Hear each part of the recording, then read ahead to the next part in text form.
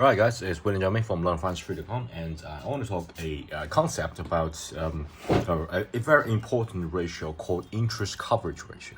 Let me show you. Interest coverage ratio. Sometimes ratio. Sometimes I call that IC for short.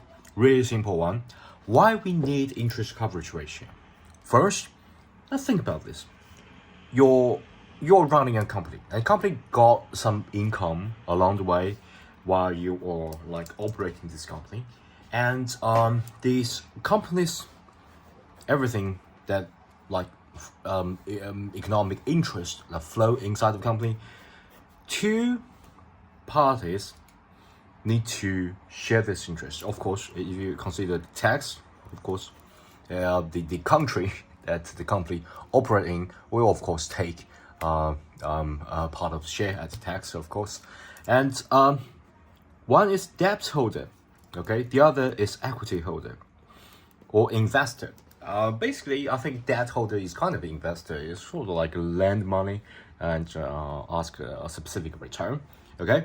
So basically, the interest coverage ratio is this part, okay?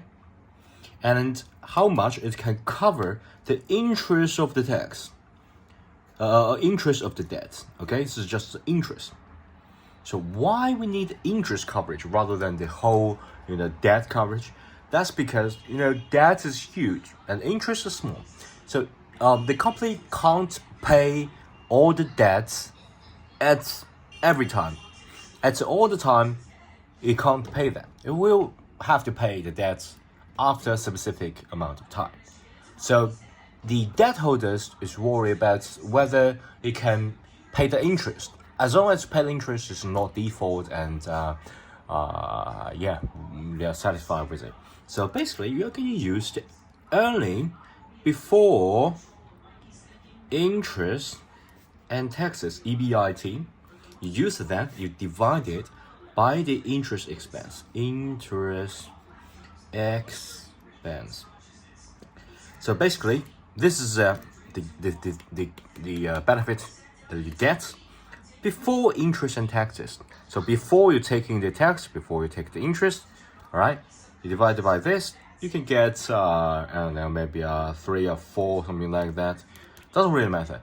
That means that this can cover 5 times, 4 times of the interest expense, and the higher you can cover it, the better. Okay, that's the interest coverage ratio for you.